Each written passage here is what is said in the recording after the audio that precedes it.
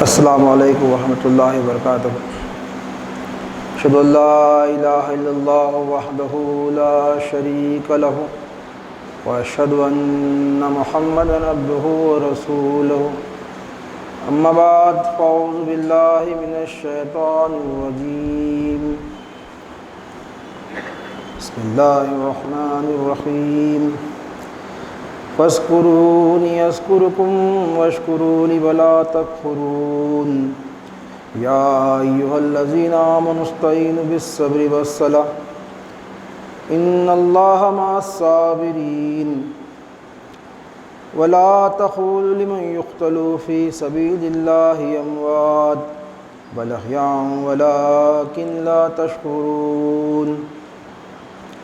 وَلَنَبْلُوَنَّكُمْ بِشَيْءٍ مِّنَ الْخَوْفِ وَالْجُوعِ وَنَقْصٍ مِّنَ الْأَمْوَالِ وَالْأَنفُسِ وَالثَّمَرَاتِ وَبَشِّرِ الصَّابِرِينَ الَّذِينَ إِذَا أَصَابَتْهُم مُّصِيبَةٌ قَالُوا إِنَّا لِلَّهِ وَإِنَّا إِلَيْهِ رَاجِعُونَ۔ أُولَٰئِكَ عَلَيْهِمْ صَلَوَاتٌ مِّن رَّبِّهِمْ وَرَحْمَةٌ وَأُولَٰئِكَ هُمُ الْمُهْتَدُونَ۔ صدق اللہ العظیم۔ ان آیتوں میں اللہ تعالیٰ یہ سورہ بقرہ کے 152ویں آیت سے 157ویں آیت آپ لوگوں کے سامنے سنائی گئی ہے۔ اس میں اللہ تعالیٰ یہ فرما رہا ہے، فاذکرونی اذکرکم واشکروا لی ولا تکفرون، تم میرا ذکر کرو میں تمہارا ذکر کروں گا، تم میرا شکر کرو ناشکری مت کرو۔ یا ایھا الذین آمنوا استعینوا بالصبر والصلاۃ، اے لوگو جو ایمان لائے ہو صبر اور صلاۃ کے ساتھ اللہ کی مدد چاہو۔ ان اللہ مع الصابرین، بے شک اللہ صبر کرنے والوں کے ساتھ ہے۔ ولا تقولوا لمن یقتل فی سبیل اللہ اموات بل احیاء ولکن لا تشعرون، اور جو اللہ کی راہ میں مارے جاتے ہیں انہیں مردہ مت کہو بلکہ وہ زندہ ہیں لیکن تم اس کو محسوس نہیں کرتے۔ وَلَنَبْلُوَنَّكُمْ بِشَيْءٍ مِّنَ الْخَوْفِ وَالْجُوعِ وَنَقْصٍ مِّنَ الْأَمْوَالِ وَالْأَنفُسِ وَالثَّمَرَاتِ وَبَشِّرِ الصَّابِرِينَ، اور ہم ضرور تم کو آزمائیں گے کچھ خوف سے اور بھوک سے اور مالوں کے نقصان سے اور جانوں کے نقصان سے اور نتیجے سے، اور بشارت دو ان صابروں کو جب کبھی ان پر مصیبت آتی ہے تو یہ کہتے ہیں کہ ہم اللہ ہی کے لیے ہیں اور اسی کی طرف لوٹنے والے ہیں۔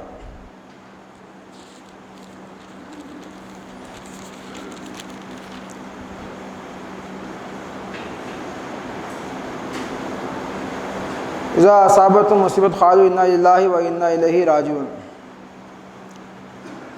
اولئک علیہم صلوات من ربہم ورحمہ واولئک هم المہتدون، اور یہی وہ لوگ ہیں جن پر ان کے رب کی طرف سے درود اور رحمت مغفرت ہے، اور یہی لوگ اولئک هم المہتدون، اور یہی لوگ ہدایت یافتہ ہیں۔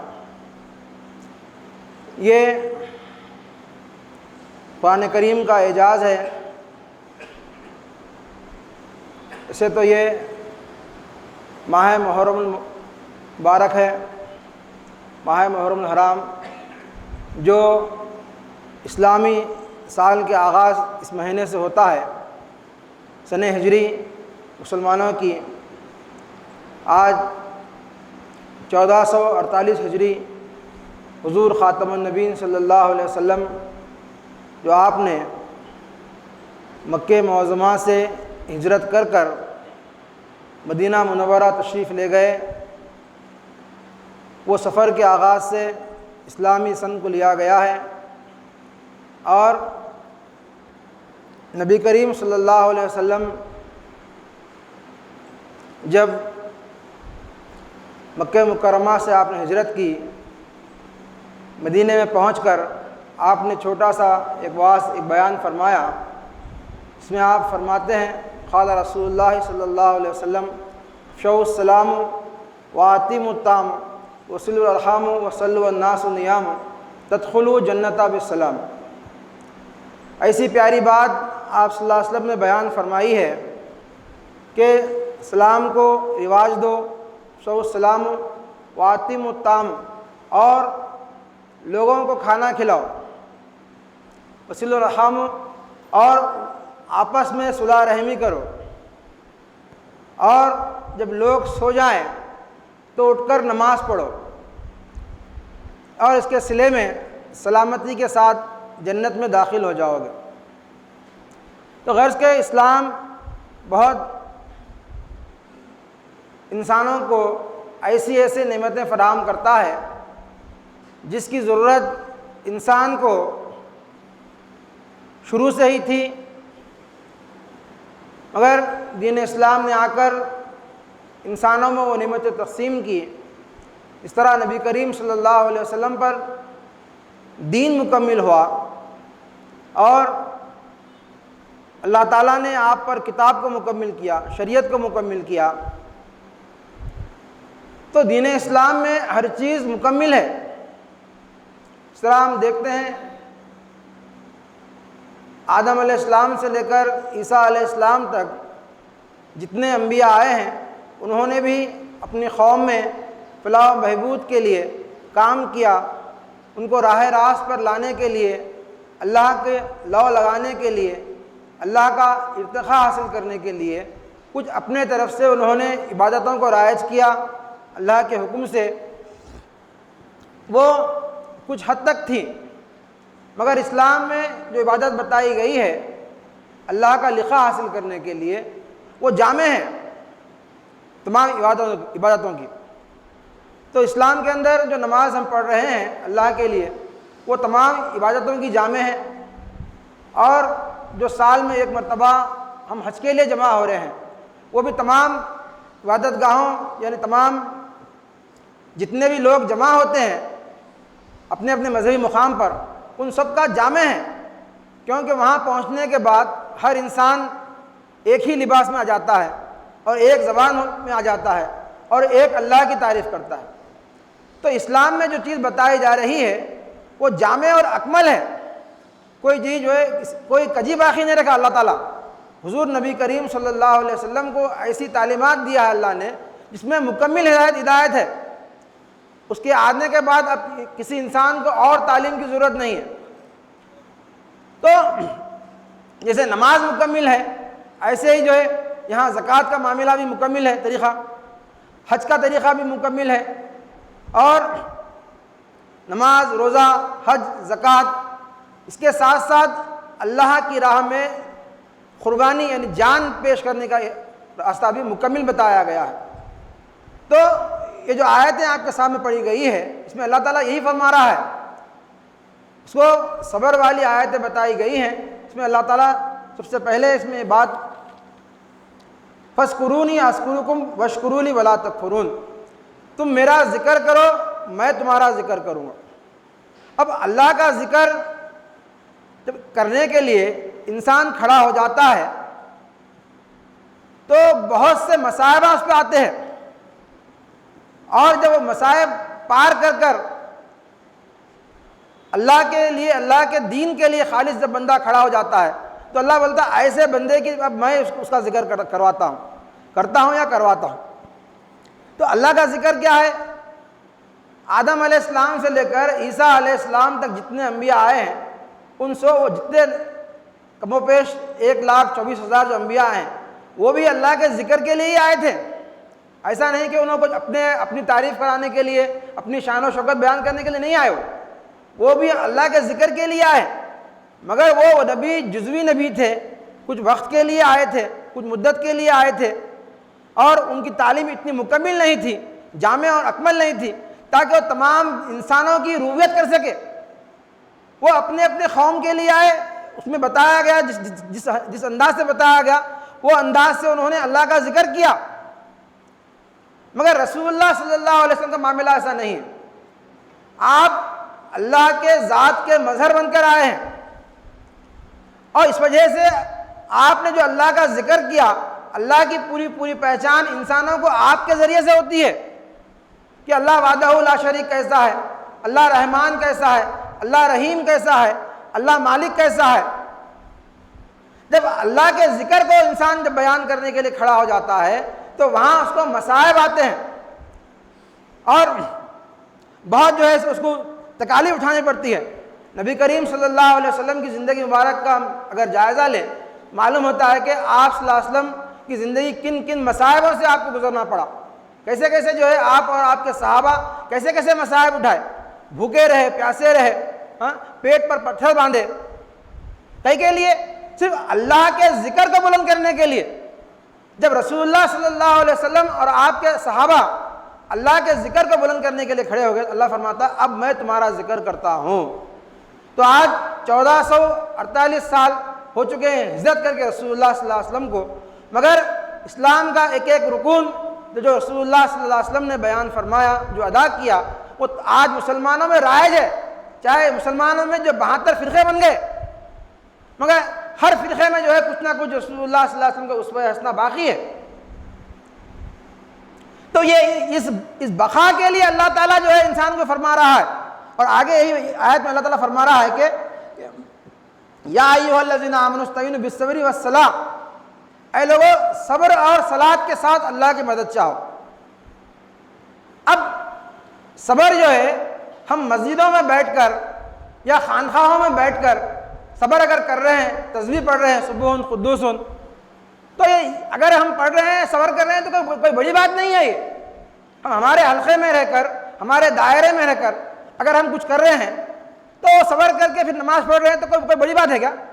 اس میں یہ روحانی بات، اس قدر چھوٹی بات اللہ تعالیٰ بیان نہیں فرما رہا، بلکہ تم میدانوں میں نکلو،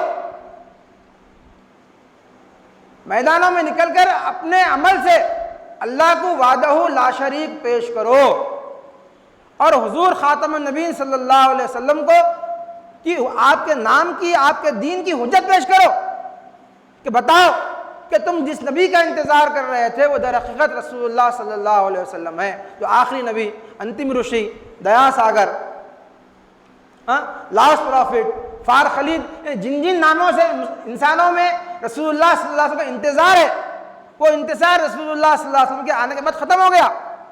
تو جب تم میدانوں میں نکل کر رسول اللہ صلی اللہ علیہ وسلم کے نام کی تبلیغ کریں گے، آپ کے احسانات کو بیان کریں گے، تو وہاں پر آپ کو اللہ کی تائید کی ضرورت ہے۔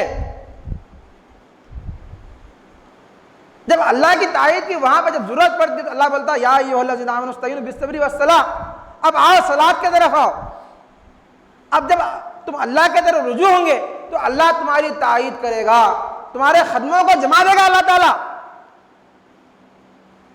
تاریخ کا مشاہدہ کریں گے تو دیکھیں صحابہ کرام کی تعداد مختصر ہے، قلیل تعداد میں ہے، مشرکان مکہ ہزاروں کی تعداد میں ہے، مگر غالب صحابہ کرام ہوئے۔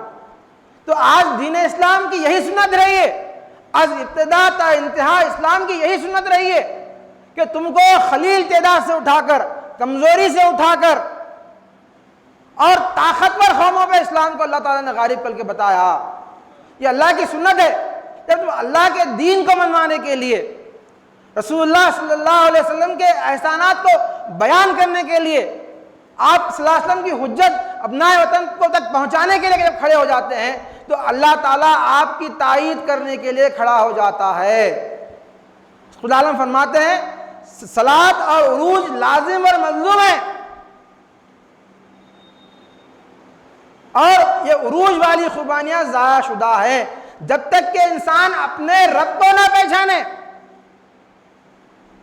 اس میں کیا ہے؟ قرآن کریم فصلی لربک وانحر، پہلے تو اللہ کے لیے نماز پڑھو پھر قربانی کرو۔ تو رب کیا ہے؟ ہمارے ایمان کا مالک ہے۔ جب صحابہ کرام حضور خاتم النبی صلی اللہ علیہ وسلم پر ایمان لائے اور اپنے ایمان کو رسول اللہ صلی اللہ علیہ وسلم کے حوالے کیا، رب ایمان کا مالک ہے، ایمان عمل صالح کا خالق ہے۔ جب انسان، صحابہ کرام، اولیاء اللہ اپنے آپ کو اللہ کے حوالے کر دیے تو خود بخود وہاں سے ان کا عروج چالو ہو گیا، عروج شروع ہو گیا وہاں سے۔ یہ خدا عالم جامع البحرین نے فلسفہ بیان فرمائے ہیں، رب ایمان کا مالک ہے، ایمان عمل صالح کا خالق ہے۔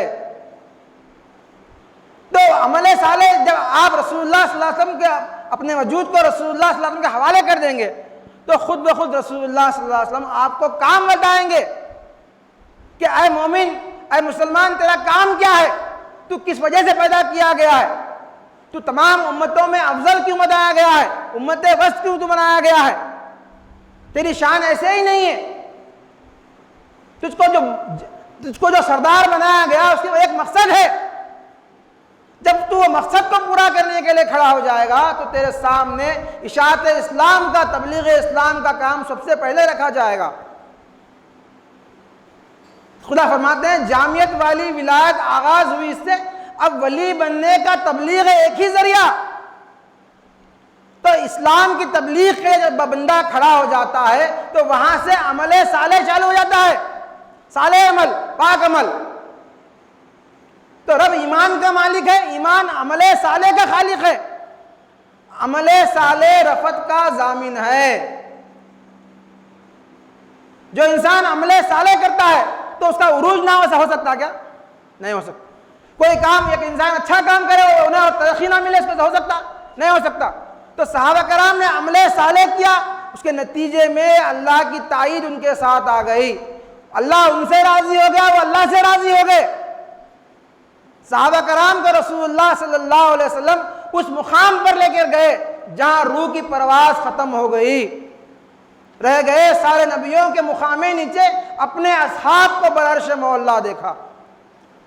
تو یہ عمل صالح کا نتیجہ ہے۔ یہ تو تبلیغ اسلام میں مصائب آتے ہیں تو ہجرت کرنی پڑتی ہے، جب ہجرت کے مصائب ختم ہوتا ہے تو غزوات کا مرحلہ آتا ہے، جب غزوات کا مرحلہ ختم ہوتا ہے تو جہاد فی سبیل اللہ کا مرحلہ آتا ہے۔ تو یہ چار عمل صالح ہیں۔ خدا فرماتے ہیں فخر و فخری کی حقیقت یہ ہمیں کہتی ہے، اس سے اسلام کا دنیا میں بجے گا ڈنکا۔ تبلیغ و ہجرت و غزوات و جہاد اس سے ہیں، بس انہی چار سے مل جاتی ہے رضوان اللہ۔ چھوڑ کر ان چار کو جو اللہ کی رضا ڈھونڈے گا بے وقوف درجہ اول میں نمبر اس کا۔ تو در حقیقت انسان کو اللہ تعالیٰ یہی فرما رہا ہے کہ تم اللہ کے دین کو پھیلانے کے لیے کھڑے ہو جاؤ تو خود بخود اللہ کی تائید تمہارے ساتھ آ جاتی ہے۔ تو غرض کہ اللہ تعالیٰ یہی بات بتانے کی کوشش کر رہا ہے ان آیتوں میں کہ یا ایھا الذین آمنوا استعینوا بالصبر والصلاۃ ان اللہ مع الصابرین۔ تو اللہ صبر کرنے والوں کے ساتھ ہے، ایسے ہی نہیں ہے۔ وہ صبر کرنے والے کون ہیں؟ وہ جن کے ساتھ اللہ تعالیٰ ہے، وہ میدان عمل میں آنے کے بعد اللہ کی تائید انسانوں کے ساتھ آتی ہے۔ تو غرض کہ یہ آیتوں میں جس قدر تم گہرائی سے مطالعہ کرتے جائیں گے معلوم یہ ہوگا کہ یہ آیتیں انسان کو اس قدر جھجھوڑ کے رکھ دے گی کہ انسان کو، ایک ادنا انسان کو اعلیٰ معیار پر لے کے جائے گی۔ قرآن کریم کو مکمل ہدایت نامہ ایسے ہی نہیں کہا جاتا ہے، اس کے اندر از ابتدا تا انتہا انسان کی پیدائش سے لے کر اس کے انتقال تک، انتقال کے بعد کے بھی مراحل کے لیے انہیں ہدایت فراہم کرتا ہے۔ تو غرض بتانا یہی ہے کہ جو انسان اللہ کے دین کو غالب کرنے کے لیے کھڑا ہو جاتا ہے تو اللہ تعالیٰ وہ انسان کی تائید میں آ جاتا ہے۔ اور تاریخ اٹھا کر دیکھیں گے آپ تو صحابہ کرام کا یہی معاملہ رہا، کسمہ پرسی میں رہے صحابہ کرام، چاہے جنگ بدر میں ہو، چاہے جنگ احد میں ہو۔ تو کئی ایسے جنگ اسلام کے معرکے ہوئے جس میں صحابہ کرام کسمہ پرسی کی حالت میں تھے، غربت میں تھے، مال جو ظاہرہ مال بھی ان کے پاس نہیں تھا، ظاہرہ ہتھیار بھی ان کے پاس نہیں تھا، مگر اللہ تعالیٰ نے ان کو کامیابی دی۔ کس وجہ سے کامیابی دی؟ وہ در حقیقت رسول اللہ صلی اللہ علیہ وسلم کے پیغام کو انہوں نے پہنچایا، اور جو رسول اللہ صلی اللہ علیہ وسلم کے پیغام کو پہنچانے کے لیے کھڑا ہو جاتا تھا اللہ تعالیٰ اس کی تائید میں کھڑا ہو جاتا ہے۔ اور اللہ تعالیٰ آگے بیان فرما رہا ہے کہ وَلَا تَقُولُوا لِمَن يُقْتَلُ فِي سَبِيلِ اللَّهِ أَمْوَاتٌ بَلْ أَحْيَاءٌ وَلَٰكِن لَا تَشْعُرُونَ۔ اب دیکھیے یہاں اللہ تعالیٰ فرما رہا ہے کہ جو اللہ کی راہ میں مارے جاتے ہیں ان کو مردہ مت کہو بلکہ وہ زندہ ہیں۔ اب تاریخ کا مشاہدہ کریں گے تو اللہ انسانوں سے قربانی از ابتدا سے لے رہا ہے۔ ایسا نہیں کہ صرف مسلمانوں سے ہی اللہ قربانی چاہ رہا ہے جان و مال کی، ایسا نہیں ہے، بلکہ مسلمانوں کو جو تعلیم ملی ہے وہ جامع اور اکمل ہے۔ اللہ تعالیٰ نے حضرت ابراہیم علیہ السلام سے بھی قربانی لی، حضرت اسماعیل علیہ السلام سے بھی قربانی لی۔ حضور صلی اللہ علیہ وسلم فرماتے ہیں انا ابن الذبیحین، میں 2 ذبح کیے باپ کا بیٹا ہوں۔ ایک حضرت اسماعیل علیہ السلام کو جو اللہ کی راہ میں ذبح کرنے کے لیے لے جایا گیا خواب کی بنا پر، دوسرے حضور صلی اللہ علیہ وسلم کے والد حضرت عبداللہ کو بھی جو ہے آپ کی بھی قربانی پیش کی گئی۔ تو قربانی جو ہے آج ابتدائی سے چلی آ رہی ہے، مگر حضرت ابراہیم علیہ السلام کے دور میں حضرت اسماعیل علیہ السلام کو جو قربانی کے لیے پیش کیا گیا، اگر وہاں پر انسان کی قربانی کو قبول کر لیا جاتا تو وہی رسم رہتی، دنیا تک کے لیے باقی رہتی۔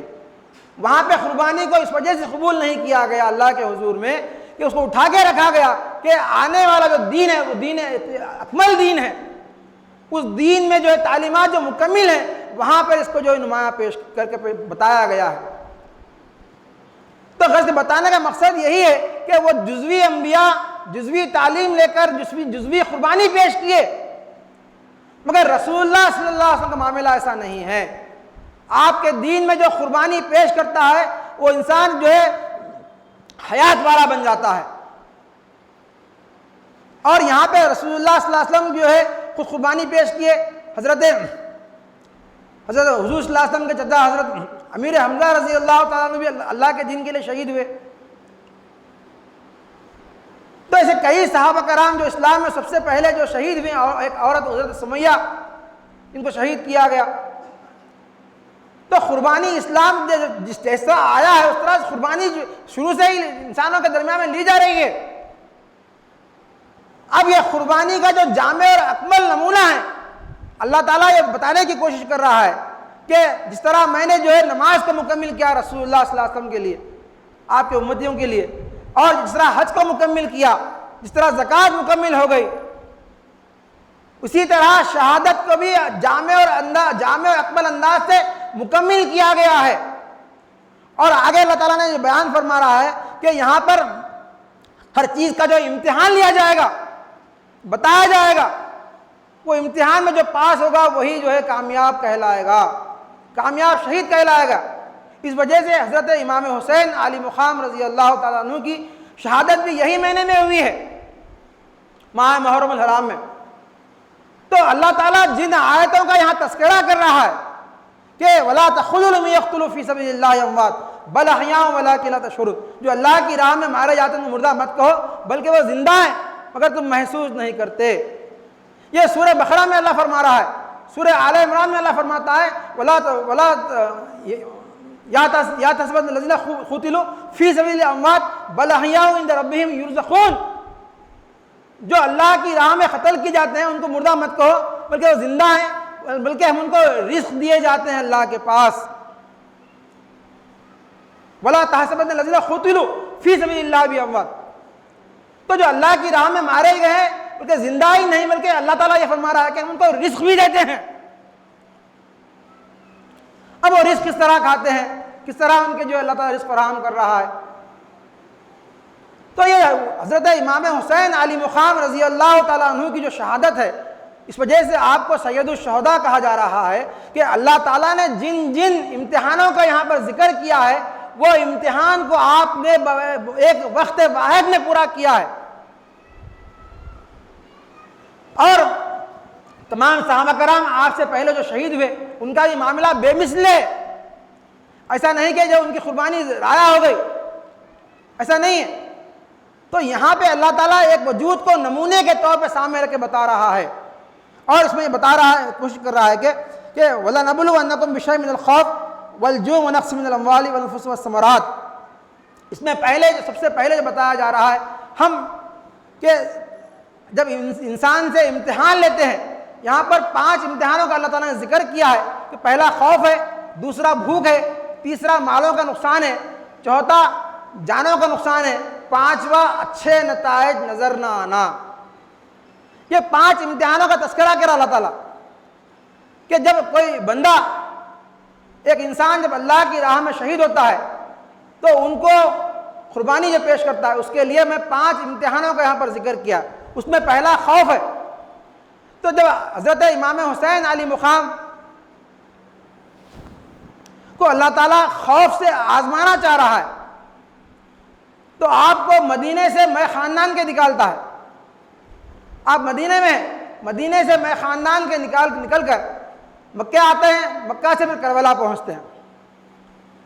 جب کربلا پہنچ جاتے ہیں آپ تو وہاں پر آپ کو ایک خبر آپ کو معلوم ہوتا ہے کہ یہاں پر آپ کو بیعت کرنے کے لیے نہیں بلایا گیا ہے بلکہ آپ کے جو ہے قتل کا منصوبہ بنایا گیا ہے.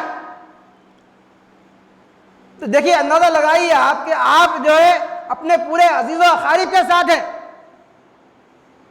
اگر آپ کا ارادہ جنگ کرنے کا ہوتا تو آپ مدینے میں رہ کر بھی جنگ کر سکتے تھے, یا مدینے سے جب آپ نے ہجرت کی مکہ آئے, مکے میں جو ہے عبداللہ بن زبیر جو یزید کے لشکر سے مقابلہ کر کے ان کو ہرا چکے تھے, وہاں رہ کر بھی آپ مقابلہ کر سکتے تھے. تو آپ کی جو نیت تھی یا کسی چیز پہ خلافت پہ فائز ہو جانا یا کسی اچھے عہدے پہ فائز ہو جانا یہ نہیں تھا, بلکہ رسول اللہ صلی اللہ علیہ وسلم کے اسوہ حسنہ کو باقی رکھنا تھا. جو آپ کا تقویٰ و طہارت, جو آپ کی جو پاکیزہ زندگی تھی, اس زندگی کو, جو اس نمونے کو آپ کو باقی رکھنا تھا. اس وجہ سے آپ نے جو ہے وہ وہاں پر رہ کر جو مکے کی حرمت کو آپ پامال نہیں کرنا چاہتے تھے. اس وجہ سے آپ مکہ چھوڑ کر جب آپ کربلا کی طرف روانہ ہوئے تو کربلا پہنچنے کے بعد آپ کو خبر پہنچائی گئی کہ یزید نے بیعت کرنے کے لیے نہیں بلکہ آپ کا خاتمہ کرنے کے جنگل نے پھانسا ہے. دیکھ ایسا معاملہ ہے کہ آپ کے ساتھ معصوم بچے ہیں اور شیرخوار بچے ہیں, کھیلنے کودنے والے آپ کے ساتھ ہیں, نوجوان مرد آپ کے ساتھ ہیں, عورتیں آپ کے ساتھ ہیں, بوڑھے اور کمزور آپ کے ساتھ ہیں.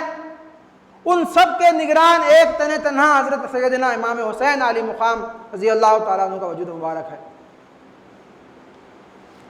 تو یہاں پر امام علی مقام صرف اپنے وجود سے خوف کچھ پر صبر نہیں کر رہے ہیں بلکہ پورے اپنے عزیز و اقارب کے ساتھ ہیں, اپنے ساتھیوں کے ساتھ ہیں. آپ ان تمام ساتھیوں کے ساتھ ہو کر ان کو خوف پر صبر کی تعلیم دے رہے ہیں کہ آپ یہ اندھیری رات سے گھبرائیے مت, یہ وحشی درندوں کی پکار سے آپ گھبرائیے مت, یہ دشمن کے جو حملے کی گڑبڑ ہے اس سے آپ گھبرائیے مت, خوف مت کھائیے, بلکہ ان اللہ مع الصابرین, اللہ صبر کرنے والوں کے ساتھ ہے.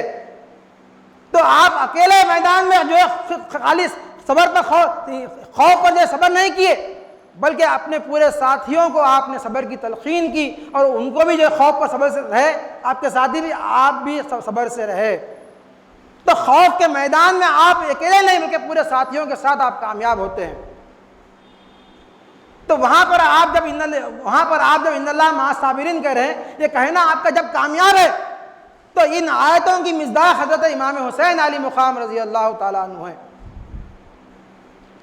تو اس کے بعد آپ کو جو ہے اللہ تعالیٰ فرما رہا ہے جب یہ بندہ خوف کے امتحان کو پار کرتا ہے اس کے بعد اللہ فرماتا ہے وَلَنَبْلُوَنَّكُمْ بِشَيْءٍ مِّنَ الْخَوْفِ وَالْجُوعِ, میں میرے بندے کو بھوکا رکھ کر بھی آزماتا ہوں.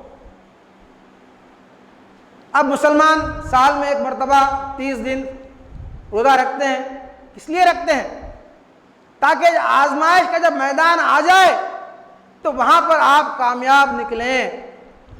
آپ وہاں پر جو ہے اللہ کی شان و عظمت کو وہاں پر آپ کو بیان کرنا ہے استقامت سے رہ کر. تو اللہ بولتا ہے کہ میرے بندوں کو میں بھوکا رکھ کر بھی آزماتا ہوں.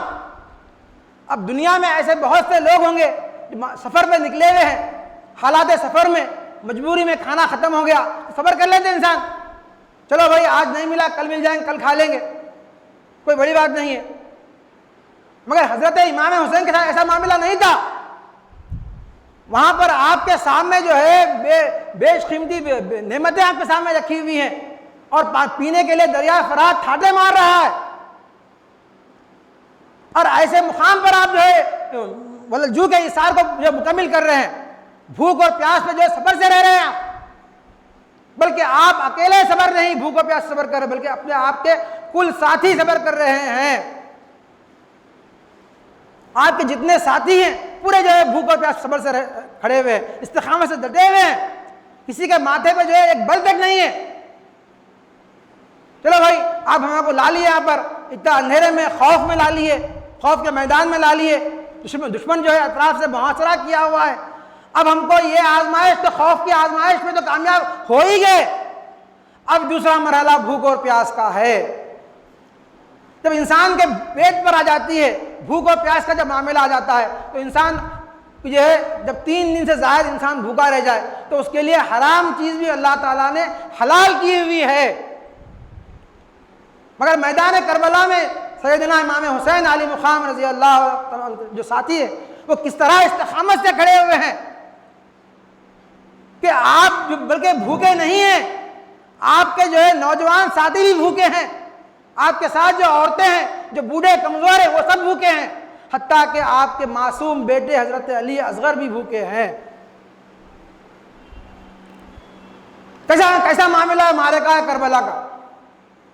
تو 6 مہینے کے معصوم علی اصغر کی پیاس جب جو ہے وہاں کے خیمے میں جب عورتیں تھے وہ برداشت نہیں کر سکے تو آخر عورتوں نے تجویز سوچی کہ شاید کہ معاملہ تو بڑوس کا معاملہ ہے، بیعت کا جو معاملہ یزید سے ہے، یہ چھوٹا معصوم بچے کو جو ہے اس سے کیا تعلق ہے، کم سے کم اس معصوم بچے کو جو ہے بتا کر، اس کی پیاس کا حال دکھا کر، اس کے رونے کی آواز ان کے کانوں میں ڈال کر، اس معصوم کے چہرے کو دکھا کر کم سے کم اس معصوم کے لیے ہی پانی کیوں نہ فراہم کر لیا جائے۔ لکھتے تحریر فرماتے ہیں کہ حضرت عباس رضی اللہ تعالیٰ عنہ بچے کو جو ہے لے کر جاتے ہیں، اور جب ظالموں کے سامنے پانی کے لیے رحم کی امید سے آواز لگاتے ہیں تو ظالم جو ہے بجائے پانی کے آپ پر تیروں کی بوچھار کر دیتے ہیں، جس سے حضرت عباس کا بازو ٹوٹ جاتا ہے اور ایک تیر بچے کے حلق پر آ کے لگتا ہے، جو بچہ پانی پینے کے لیے لایا گیا تھا، اور وہی بچے کے حلق سے خون بہتا ہوا دیکھ کر حضرت عباس رضی اللہ پریشان ہو جاتے ہیں۔ تو خدا فرماتے ہیں بچہ جو ہے جو پانی پینے کے لیے لایا گیا تھا وہ خون پیتا ہوا آ رہا ہے۔ تو حضرت عباس رضی اللہ تعالیٰ عنہ وہ بچے کو جو بچانے کی کوشش میں واپس آپ خیموں کی طرف دوڑتے ہیں تو بچے نے راستے میں ہی جو ہے پھڑا کے راہ حق میں اللہ کے لیے اپنی جان پیش کر دی۔ تو ایسے معرکوں میں حضرت امام حسین صبر کیے، ان اللہ مع الصابرین بولے، ایسا نہیں کہ آپ نے گلا شکوہ کیا کہ اللہ کیا یہ میں جو ہے تیرے دین کے لیے ایک معمولی چھوٹی سنت کو زندہ کرنے کے لیے کھڑا ہوا ہوں، اور میرے لیے اتنے مصائب، اتنے مصائب بھی ایسے کٹھن مصائب، ایک تو آپ جنگل میں تنہا گھیرے ہوئے ہیں، دوسرا دشمن محاصرہ کر کے جو ہے آپ کو بھوک اور پیاس سے جو ہے تڑپا رہا ہے، آپ کو اکیلے ہی نہیں بلکہ آپ کے پورے ساتھی کو تڑپا رہا ہے۔ تو ان آیتوں کی جو مصداق جو حضرت صاحب اللہ عالم نے تفسیر بیان فرمائی ہے، جو قرآن کریم کا جو ہے مجسم قرآن حضرت امام حسین علی مقام کو بتایا پیش کیا ہے آپ نے، تو جب ہم انسان مومنین جب ان باتوں پر غور کرتے ہیں تو معلوم ہوتا ہے ان کو کہ قرآن کریم در حقیقت انسان سے قربانی ہی چاہتا ہے۔ وَمِمَّا رَزَقْنَاهُمْ يُنْفِقُونَ، جب تک تم اپنی پورا کا پورا اللہ کے راہ میں مال نہیں لگاؤ گے اللہ تم سے راضی ہونے والا نہیں ہے۔ تو اللہ کی رضا کہیں میں ہے؟ اپنے انسانوں کو قربانی پیش کرنے میں ہے۔ تو انسان جب قربانی پیش کرتا ہے تو وہاں سے انسان کو قرب ربانی حاصل ہوتی ہے۔ آج سیدنا حضرت امام حسین کا مقام آپ کے جو لوگوں میں تاریخ آپ کا مشاہدہ کریے، اٹھا کر دیکھیے، آپ دنیا میں رسول اللہ صلی اللہ علیہ وسلم کے نام کے بعد اگر کوئی انسان کے جو انسانوں کے زبان پر کوئی دوسرا نام ہے تو امام حسین علی مقام رضی اللہ تعالیٰ عنہ کا ہے۔ تو وہ نام آپ کا لوگ کیوں لے رہے ہیں اتنا؟ کیوں لوگ جو حضرت امام حسین کے شہدائی بنے ہوئے ہیں؟ کیا اس وجہ سے بنے ہوئے کہ رسول اللہ صلی اللہ علیہ وسلم نے آپ کی پیدائش کے موقع پہ یہ کہا کہ حسین و منی انا من الحسین، حسین مجھ سے ہیں، میں حسین سے ہوں؟ کیا اس وجہ سے بنے ہوئے ہیں کہ امام حسین کے متعلق یہ فرمایا کہ حسین جنت میں نوجوانوں کے سردار ہیں؟ تو آپ کو جنت میں نوجوانوں کا سردار بولتے ہی جنت ایسے ہی نہیں ملی آپ کو، جنت میں نوجوانوں کے سردار آپ ایسے ہی نہیں بن گئے، بلکہ آپ نے وقت آنے پر وہ قربانی اللہ کی راہ میں پیش کر کر بتائے۔ حضور صلی اللہ علیہ وسلم نے فرمایا حسین لحم کا لحمی دہم کا دہمی، حسین کا گوشت میرا گوشت ہے اور حسین کا خون میرا خون ہے۔ یہ تمام یہ چیزیں جو آپ کے اوصاف کے ساتھ جو لگی ہوئی ہیں، جو اوصاف حمیدہ آپ کی بیان کی گئی ہے، آپ کا وجود اس قابل ہے، اس وجہ سے آپ نے میدان کربلا میں وہ قربانی پیش کر کے بتائی کہ آپ جو ہے جنگل کے جو ہے اندھیرے خوف کو نہیں ڈرے، آپ دشمن کے محاصرے پہ خوف نہیں کھایا، آپ کے معصوم بچوں کو آپ کو جو پانی نہیں دیا گیا تو اس پر آپ نے خوف نہیں کھایا، اس پہ آپ نے کوئی گلا شکوہ نہیں کیا،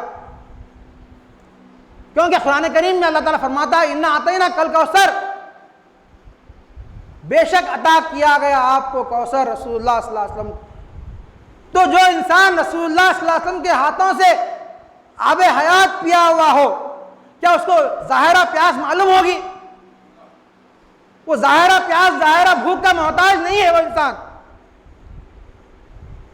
تو غرض کہ قرآن کریم آپ کو بارہا یہ بتا رہا ہے کہ حضور نبی کریم صلی اللہ علیہ وسلم کے اسوہ حسنہ پر آ جاؤ، اور جو رسول اللہ صلی اللہ علیہ وسلم کے اسوہ حسنہ پہ آ جاتا ہے اللہ تعالیٰ اس کو باقی رکھتا ہے، اس کے ذکر کو باقی رکھتا ہے، اس کے کردار کو باقی رکھتا ہے، کیونکہ اللہ تعالیٰ کی ذات حی و قیوم ہے، دائم و قائم رہنے والی ذات ہے، اور جو انسان اس ذات میں لین کر جاتا ہے، اپنے آپ کو حلول کر لیتا ہے، تو وہ بھی باقی میں آ جاتا ہے، وہ بھی حیات والا بن جاتا ہے۔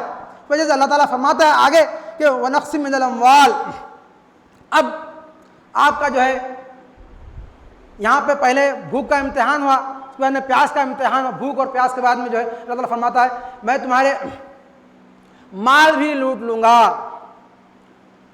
دیکھیے جب ملک فتح ہوتا ہے، بادشاہ جب ملک فتح کرتے ہیں تو محلوں کو توڑ دیتے ہیں، باغات کو جلا ڈالتے ہیں، کھیت کھلیان کو جلا دیتے ہیں، مگر یہ امام علی مقام کے ساتھ کیسا معاملہ ہوا؟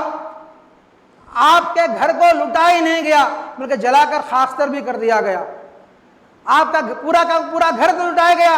تاریخ میں بتایا کہ اللہ لکھتے ہیں آپ کے گھر کی چولہا اور چکی تک نہیں چھوڑی۔ تو کیسا معاملہ ہوا ہے امام علی مقام کے ساتھ؟ تو غرض کے حضرت بی بی سکینہ کے کانوں سے جو ہے ظالموں نے جھٹکا مار کر زیور چھینا، ہر چیز جو ہے آپ کی لوٹی گئی، عورتوں کو تک جو ہے اوڑھنے کی چادر باقی نہیں رکھی، سب چھین لی گئی۔ تو اس قدر جو معرکہ کربلا وہاں پر پیش آیا، جو یہ اس وجہ سے پیش آیا کہ قرآن کریم یہ بیان فرما رہا ہے کہ اللہ کا دین کے لیے، اللہ کے دین کے اصولوں کو قائم کرنے کے لیے جب تم سے امتحانات لیے جائیں تو ان امتحانوں سے تمام کو جو پار ہونا پڑے گا۔ ایسا نہیں کہ میں خالی خوف کا امتحان دے کے کامیاب ہو جاؤں گا، خالی جو ہے پیاس کا بھوک اور پیاس کا امتحان دے کے نہیں، تمہارے مالوں کو بھی لوٹا جائے گا، تمہارے جائیدادوں کو ختم کر دیا جائے گا، تمہارے کھیت کھلیان لے جائیں گے۔ اس پر اللہ کی رضا کے راضی پہ رضا ہو کر تم کو کامیاب ہونا پڑے، وہاں ان اللہ مع الصابرین کہنا پڑے گا۔ جب وہاں تم ان اللہ مع الصابرین کہتے ہیں تو تمہاری جو ہے تمہارے لیے کامیابی ہے۔ اب وہاں پر پھر وہاں اس کے بعد میں جو ہے جان کے مال کے بعد میں جان کا بھی نقصان وہاں پہ پیش آیا۔ دیکھیے ایک تو پہلے ہی حضرت علی اکبر جو ہم شکل پیغمبر ہیں، حضرت امام حسین علی مقام کے صاحبزادے، آپ بھی جو ہے میدان کربلا میں شہید ہوئے۔ پھر حضرت امام قاسم جو حضرت امام حسن کے بیٹے ہیں، آپ بھی شہید ہوتے ہیں، حضرت عباس شہید ہوتے ہیں۔ تو ان سب کی شہادت کے بعد میں آخر میں حضرت امام حسین علی مقام شہید ہوتے ہیں۔ تو جتنے اپنے ساتھی ہیں ان سب کو اللہ کی راہ میں قربان ہوتے ہوئے اپنے آنکھوں سے دیکھا، آپ نے اپنے 6 مہینے کے بیٹے علی اصغر کو شہید ہوتے ہوئے اپنے آنکھوں سے دیکھے آپ، اور انا للہ و انا الیہ راجعون کہہ رہے ہیں۔ اپنے جوان بیٹے علی اکبر کو شہید ہوتے دیکھ رہے ہیں آپ، اپنے بھتیجے کو شہید ہوتے دیکھ رہے ہیں، امام قاسم کو شہید ہوتے دیکھ رہے ہیں آپ۔ گویا کہ اپنے پورے عزیز و اقارب کو آپ نے شہید ہوتے ہوئے اپنے نظروں سے دیکھا اور استقامت سے کھڑے رہے، اور یہ بتایا آپ نے کہ استقامت اصل میں ہوتی کیا ہے۔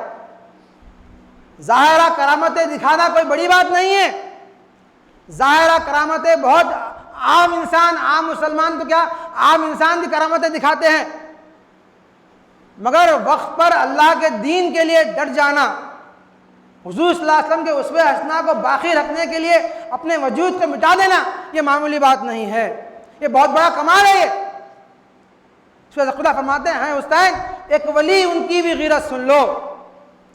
حضرت صاحب العالم نے یہ جو اشعار تحریر فرمائے ہیں، یہ دنیا میں بہت سے تاریخ امام حسین کے متعلق، شہادت کے متعلق بیان کی گئی، لکھی گئی ہیں، بڑے بڑے کتابیں موجود ہیں، ضخیم کتابیں موجود ہیں، مگر حضرت اللہ کیسا احسان ہے، دیکھیے آپ کا کیسا آپ کا معجزہ ہے وجود کا کہ چند اشعاروں میں پورے معرکہ کربلا کو آپ نے قلم بند کیا۔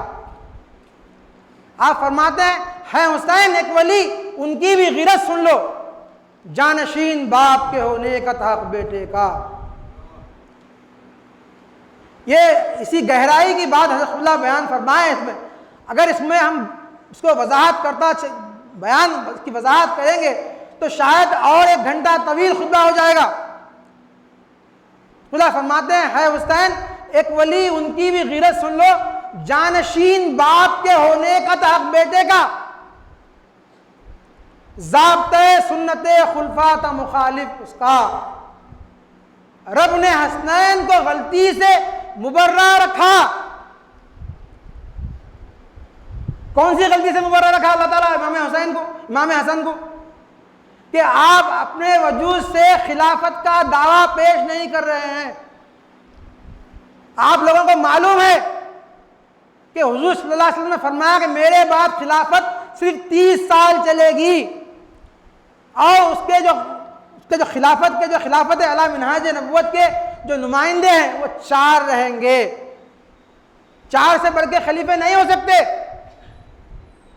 تو ان باتوں کی وضاحت حضرت صاحب العالم پہلے ہی اپنے یہ جو اشعار لکھے اس سے پہلے ہی آپ نے تحریر فرمایا کہ علم عرفان سے فرمایا رسول اللہ نے 4 عناصر سے اللہ نے بنائی دنیا، بو بکر پانی، عمر آگ ہے، عثمان وایو، اور علی خاک سماویش عمل ہے ان کا۔ مذہب 4 عناصر ہیں، صلاۃ اسلام ہے، رکوع قیدہ قیام اور 4تھا سجدہ، حالت آگ کھڑی، حالت پانی سجدہ، حالت بعد رکوع، حالت مٹھی قیدہ۔ 4 جوڑوں کی اجازت ہے اسی فطرت میں، 5ویں بیوی حرام اور حرام ہے نطفہ۔ معاویہ جی کی خلافت بھی حرام ہے شرن، جانشین اس کا یزید سخت حرامی نکلا۔ اور اولو العزم فرشتے بھی فقط 4 ہی ہیں، اقتدار یہی عناصر پہ انہی 4 کا۔ مقتدر آگ کے جبریل امی ہے برحق، آپ فرماتے ہیں قلب عمر گھر اس کا۔ مقتدر بات کے اللہ نے کیا میکائیل، اور بسیرا ہے ابو بکر کے دل میں اس کا۔ مقتدر آپ کے اللہ نے کیا میکائیل، اور بسیرا ہے ابو بکر کے دل میں اس کا۔ مقتدر بات کے اللہ نے کیا اسرافیل، گھر بنایا گیا عثمان کے دل میں اس کا۔ مقتدر خاک کے اللہ نے کیا اسرافیل، اور آپ فرماتے ہیں قلب علی گھر اس کا۔ بو تراب آپ کو فرمایا رسول اللہ نے، یہی ایک علم ہے ان 4 کی ہمواری کا۔ فطرت ارض و سما 4 عناصر میں ہیں، اور فطرت ہی کے تطبیق میں اسلام آیا۔ دین اسلام کے ہی 4 خلیفہ ہی ہیں، 5واں کوئی عنصر نہ خلیفہ ہوگا۔ 4 سے بڑھ کے فرشتے نہ ادھیکاری ہیں، 4 سے بڑھ کے خلیفوں کا سوال ہے بھیجا۔ آپ کہتے ہیں میرے 4 خلیفہ ہوں گے، دور ان 4 کا بس 30 برس کا ہوگا۔ ابو بکر، عمر، عثمان و علی ہیں 4، ان کا نہ ثانی ہے نہ ان کا نہ مثیل آئے گا۔ اس پہ حضرت اللہ فرماتے ہیں حسین ایک ولی ان کی بھی غیرت سن لو، جانشین باپ کے ہونے کا تھا حق بیٹے کا، ضابطۂ سنت خلفاء تھا مخالف اس کا، رب نے حسنین کو غلطی سے مبرہ رکھا۔ معاویہ نے بھی خلافت کا کیا تھا اعلان، رب نے اس پھانسے کو بیٹے کے گلے میں ڈالا۔ اس جگہ کوئی مومن نہ تھا طاقت والا، 4 طرف فاسق و فجار کا ہی غلبہ تھا، نہ تھی منہاج نبوت کی خلافت باقی، تھا وجود آپ کا منہاج نبوت والا۔ آپ کی شان میں فرمایا رسول اللہ نے، اے حسین آپ میں دکھتا ہے مسیح کا شیبہ، سرخ جنت سے حسینی کو ملا کے رکھا۔ ایک دفعہ آپ نے حضرت کے گلے کو چوما، 2 ہیرا آپ کے سامنے تھے، مستقبل کے، یا شہید ہو جائیں یا لے راستہ ہندوستان کا۔ دشمن بد نے نہ جانے دیا ہندوستان کو، کربلا لایا انہیں ہر طرح دے کر دھوکا۔ آیت صبر کی تفسیر حسین ہی واحد ہیں، شہید اور بھی کوئی نہ شریک ہے ان کا۔ شعبہ خوف کے تکمیل میں ہی شب کے وقت شمر نے خیمہ شبیر کا گھیرا ڈالا۔ رب نے ہی شعبہ ولجو کو مکمل کرنے 3 دن تشنا و نوروز کا بھوکا رکھا۔ نقص اموال کے شعبے کو مکمل کرنے لٹ گیا مال مدینے میں شہ شہداء کا۔ آپ نے شعبہ انفس کو مکمل کرنے قاسم اکبر کو شہید ہوتے نظر سے دیکھا۔ پر ہوا شعبہ سمراٹ علی اصغر سے پانی پینے کو گیا، بس لہو پیتا آیا۔ اور سمراٹ کا معنی بھی نتیجے کے ہیں، تھے سمجھ آپ نتیجے کی نہیں تھی پرواہ۔ صبر کے سارے مدارج کو ختم کر دے کر آئے میدان میں دلدل پر شہ عالیجا۔ پوری قوت سے عدو پر ہوئے حملہ آور، جان بھی دے ہی دی تھا آخری سودا رب کا۔ کچھ نہ باقی رہا ان کا، رہا باقی اللہ، لا الہ کی ہے تفسیر حسینی واللہ۔ سر قلم سجدے میں کروایا ایزید مردود، مر گیا دشمن حق آپ اب تک زندہ۔ غیرت حق میں ہے برباد اجدی سارے، کوئی باقی نہ رہا نام بھی لینے والا۔ گر کہیں ہو بھی کہیں نسل تعلق والا، وہ بھی ظاہر نہ کرے کبھی رشتہ اپنا۔ نسل حسنین ہے پھیلی ہوئی مثل ذرات، غیر بھی چاہتا ہے کہ ہو جائے تعلق ان کا۔ ایک اللہ ہے شہید اور شہید شبیر، در عمل کلمہ توحید جہاں میں چمکا۔ رب غیور نے غیرت میں شہ شہداء کی، اپنا اظہار کیا جگ میں بجا کر ڈنکا۔ تو اللہ تعالیٰ جو آیتوں کو بیان فرما رہا ہے کہ ہم تمہارے جانوں کا جو ہے تم کو آزمائیں گے۔ اب ان سب کے بعد یہ فرما رہا ہے وَنَقْصٍ مِّنَ الْأَمْوَالِ وَالثَّمَرَاتِ، یہاں پر خوف کا امتحان ہو گیا، بھوک اور پیاس کا امتحان ہو گیا، اپنا گھر بار بھی لٹا دیا، اپنے نوجوان ساتھیوں کو لٹا دیے، شہید ہوتے آپ نظر سے دیکھیں، خود اللہ کی راہ میں شہید ہو گئے، مگر آپ کو نتیجے کی پرواہ نہیں کرے آپ کہ اتنا بڑا میں اثار کر رہا ہوں، اتنی بڑی میں قربانی پیش کر رہا ہوں کہ اس کے نتیجے میں میرے کو کیا ملنے والا ہے، اس کا صلہ کیا ملنے والا ہے، میرے بعد میرے قافلے میں جو عورتیں ہیں بچے ہوئے ہیں ان کے ساتھ کیا ہونے والا، آپ یہ بھی فکر نہیں کرتے ہیں۔ تو نتیجے کی بغیر پرواہ کر کے، بغیر جو ہے نتیجے کی پرواہ کر کے، ایک معمولی کسان ہے جو کھیت کی راس کرتا ہے تو وہ بھی آئندہ سال کے لیے چند بیجوں کو اٹھا کے رکھتا ہے، وہ محفوظ کرتا ہے تاکہ آئندہ سال ہماری فصل اچھی ہو جائے۔ مگر یہاں امام علی مقام پورے کنبے کو جو ہے اللہ کی راہ میں کٹا دیے۔ پیدا کرے مجھ کو خدا لاکھ بار، یوں ہی کروں عاصیوں پہ جانثار۔ اے جلوہ نبی و علی فاطمہ کے لال، ذکر خدا رسول سب کربلا کا حال۔ تو آپ نے بغیر نتیجے کی پرواہ کیے کر اللہ کے دین کے لیے، اللہ کے دین کو بقا حاصل کرنے کے لیے جو آپ نے قربانی پیش کی ہے وہ بہت بے مثال ہے۔ تو اللہ فرماتے ہیں آپ نتیجے کی پرواہ کس وجہ سے نہیں کیے، آپ کو صرف وہاں پر اپنے نانا کی امت کے گمراہ ہو جانے کا خیال تھا، ڈر تھا کہ اگر مسلمان مومنین اگر فاسقوں کے ہاتھ پر بیعت کرنے لگیں گے اور متقیوں کو درکنار کر دیں گے تو دین کی جو بقا، دین کی جو اہمیت ہے وہ گھٹ جائے گی۔ خدا فرماتے ہیں درس قرآن کے نوٹ میں، حضور نبی کریم صلی اللہ علیہ وسلم نے اگر آپ چاہتے، اگر اسلام کا یہ اصول ہوتا کہ باپ کی جگہ پر بیٹا حکومت کرے یا ولی عہد کہلائے تو آپ صلی اللہ علیہ وسلم اپنی موجودگی میں ہی اپنے نواسوں کو اپنا جانشین مقرر کر دیتے تھے، مگر آپ نے ایسا نہیں کیا کیونکہ اسلام تقوی کی بنیاد پر انسانوں کو آگے کرتا ہے۔ قرآن کریم کہتا ہے اِنَّ أَكْرَمَكُمْ عِندَ اللَّهِ أَتْقَاكُمْ، تم میں بڑا وہ ہے جو پرہیزگار ہے، متقی ہے۔ اور انسان تقوی و پرہیزگاری کب حاصل کرتا ہے؟ جب رسول اللہ صلی اللہ علیہ وسلم کی اطاعت کرتا ہے۔ انسان متقی کب بنتا ہے؟ رسول اللہ صلی اللہ علیہ وسلم کی اطاعت میں انسان متقی بنتا ہے۔ بغیر آپ کی اطاعت کے انسان متقی ہو نہیں سکتا۔ تو غرض کے امام علی مقام نے میدان کربلا میں آپ 9 دن تک بھوکے رہے اور 3 دن پیاسے رہ کر یہ بتایا کہ بھوک اور پیاس کا مجھ پر اثر ہونے والا نہیں ہے۔ تو غرض کہ آپ نے جو وقت آنے پر جو شہادت پیش کی ہے اس کا مقصد یہی ہے کہ اے مسلمانوں، اگر جب کبھی تمہارے دین پر، رسول اللہ صلی اللہ علیہ وسلم کے ناموس پر جب بات آ جائے تو تم ان باتوں سے گھبراؤ مت کہ تمہارا مال چھین لیا جائے گا، تمہاری جان لے لی جائے گی، تمہارے بچوں کو ختم کر دیا جائے گا، ان کسی باتوں سے تم گھبراؤ مت، کیونکہ تم جو ہے حسینی قافلے کے جو ہے تمہارے ساتھ حضرت امام علی مقام کی طاقت کھڑی ہوئی ہے۔ آج جو مسلمانوں کے مصائب کا جو انبار ٹوٹ پڑ رہے ہیں وہ صرف حضور نبی کریم صلی اللہ علیہ وسلم کے اسوہ حسنہ کو چھوڑنے کی وجہ سے۔ اگر مسلمان قرن اولیٰ کی طرح رسول اللہ صلی اللہ علیہ وسلم کے اسوہ حسنہ پر آ جائیں تو کچھ دیر نہیں کہ ہندوستان کی تمام دنیا جنت نشان بن جائے۔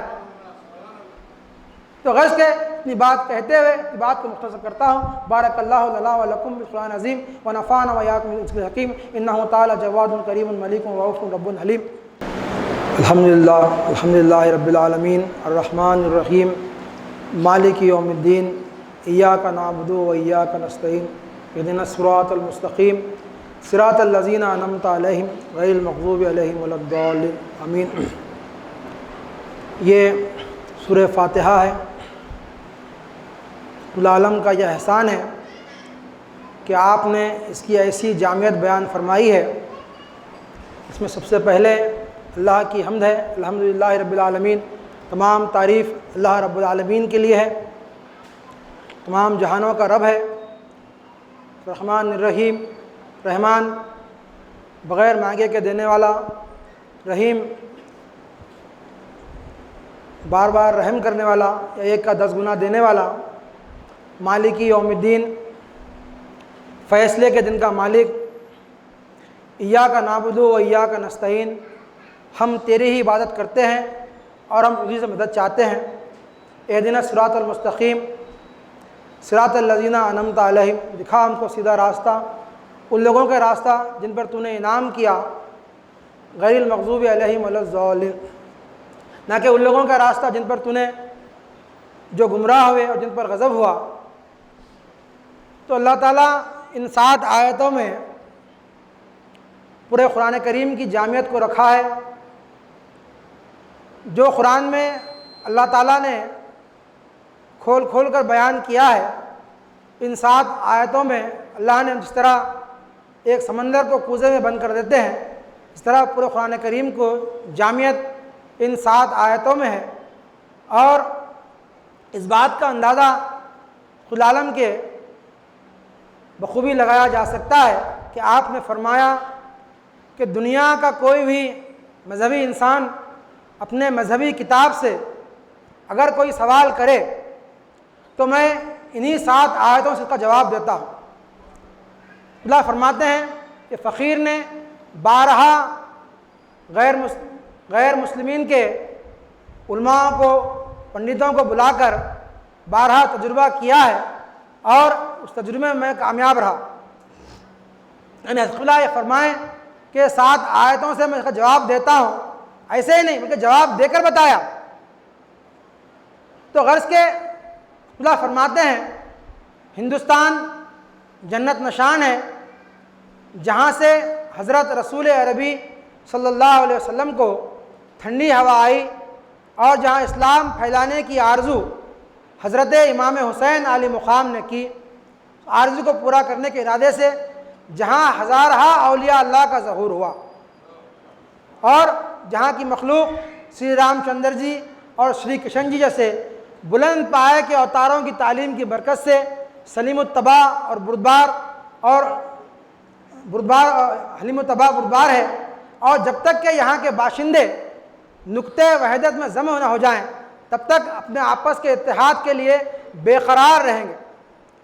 اور اس اتحاد کے لیے چاہے مسلمانوں کے عروج کے زمانے سے ہو یا مسلمان بادشاہوں کے دور میں ہو، مسلسل یہ کوشش کی جا رہی ہے کہ کسی حیثیت سے ہندو اور مسلمان ایک کر دیے جائیں۔ اسی ہندو مسلم اتحاد کے لیے حضرت خواجہ معین الدین چشتی رحمۃ اللہ علیہ اور آپ کے بعد سینکڑوں اولیاء اللہ یہاں تشریف لائے اور سینکڑوں اولیاء اللہ یہاں پیدا ہو رہے ہیں، کس وجہ سے؟ کہ یہاں پر صرف اور صرف ہندو اور مسلمان ایک کر دیا جائے، اور جو حضور نبی کریم صلی اللہ علیہ وسلم کی جو آپ نے بشارت دی کہ مجھے ہند سے ٹھنڈی ہوا آ رہی ہے، میں ہند میں نہیں ہوں، میں ہند مجھ میں ہے، مجھے ہند سے ٹھنڈی ہوا آ رہی ہے، اس کو علامہ اقبال فرماتے ہیں میرے عرب کو آئی ٹھنڈی ہوا جہاں سے، میرا وطن یہی ہے، میرا وطن یہی ہے۔ تو ہندوستان کو جنت نشان بنانے کے لیے حضرت امام علی مقام نے جو کوشش کی ہے، اقبال فرماتے ہیں اے اہل بصیرت فقیر علی بصیرت کہتا ہے کہ ہندوستان میں شیطانوں کی ریشہ دوانیوں کی وجہ سے حضور صلی اللہ علیہ وسلم کی شان کے خلاف بے ایمانوں نے خوب کوسا ہے اور بہت گندہ دہنی کی ہے۔ یہ آپ صلی اللہ علیہ وسلم کی غیرت نے اور حضرت امام حسین علیہ السلام کی دعا نے اس فقیر کو ہندو مسلم اتحاد کے لیے کھڑا کیا ہے۔ در حقیقت یہ تحریک تبلیغ حضرت امام حسین علیہ السلام کی آخری کوشش ہے، اب اس کے ذریعے سے تمام ہندوستان مسلمان ہو جائے گا، یعنی اللہ کی حمد کو یہاں پر قائم کیا جائے گا۔ اور اللہ فرماتے ہیں حضرت امام حسین علیہ السلام کی جو آپ کی روح کی طرف تھی، آپ کی جو کوشش تھی، بشکل دیندار انجمن جسم اختیار کر چکی ہے، اب اس کے ذریعے سے تمام ہندوستان جنت نشان بن جائے گا۔ تو غرض کے بتانا کا مقصد یہی ہے کہ سورہ فاتحہ جو آپ کے سامنے یہ مسجد خانقاہ سرور عالم میں جو بارہا دہرائی جا رہی ہے، اس کا مقصد یہی ہے کہ یہاں پر اللہ کی حمد کو قائم کیا جائے۔ تو اللہ کی حمد کو قائم کرنے کے لیے یہ خانقاہ سرور عالم جگت گرو آشرم کا قیام عمل میں آیا ہے، اور اس کے نفاذ کے لیے اس کی بنیاد کی طاقت کا اس بات سے اندازہ لگایا جا سکتا ہے کہ آپ نے اس خانقاہ میں اپنے خون کو بہایا ہے۔ اللہ فرماتے ہیں راہ اللہ میں یہ خون بہا ہے اتنا جتنا دو بکروں کے آتا ہے گلوں سے بہ کر، تر مسلح ہوا اور شیر کا چمڑا بھیگا، جازم و بوریا بھی سرخت خمے بک کر۔ راہ اللہ میں زخمی ہوئے چاروں ورنے، بہرمن چھتری ازو ویش ازو اور سدر۔ سر پہ تھی تلوار میں کہتا تھا کیا مارے گا، مجھ سے وعدہ ہے خدا کا یوں مروں گا کیوں کر۔ لے کے یہاں جذبہ تبلیغ حسین آئے ہیں، جائیں گے ہند سے ہندوؤں کو مسلمان کر کر۔ ان اللہ و ملائکتہ یصلون علی النبی یا ایھا الذین آمنوا صلوا علیہ وسلموا تسلیما۔ اللہم انا نحن نصلی علی سیدنا شفیعنا حبیبنا نبینا مولانا محمد المولا شان ماحی البطلان حاشر الانسان رحمۃ للعالمین سید الانبیاء والمرسلین سراج الاولین والآخرین حفظہ حفظ اللہ دینہ دین اللہ قبلتہ بیت اللہ ومن یطیع فتعالی فی مرتبۃ الغیب هو اللہ کلامہ کلام اللہ وما ینطق عن الهوى ان هو الا وحی یوحى جامع الکلم کلامہ البراق ورفرخ مرکبہ الى وراء الوراء سفرہ مقام الہدیت مقامہ وکافۃ للناس امتہ خدمت الناس کتابہ بیان الناس ورسول للناس جميعا اصحابہ مسجد الانبیاء رزق لهم مصلى جعل الله له مال الغنیمۃ حلالا طیبا خاتم النبیین رسول الامین شفیع المذنبین الصلاۃ والسلام علی آلہ واہلہ واصحابہ اجمعین برحمتک یا ارحم الراحمین۔ ان اللہ یامر بالعدل والاحسان وایتاء ذی القربى وینہی عن الفحشاء والمنکر والبغی یعظکم لعلکم تذکرون اذکروا اللہ یذکرکم وادعوہ یستجب لکم وذکر اللہ تعالی وعلی وعلا وعز وجل واتم واکبر۔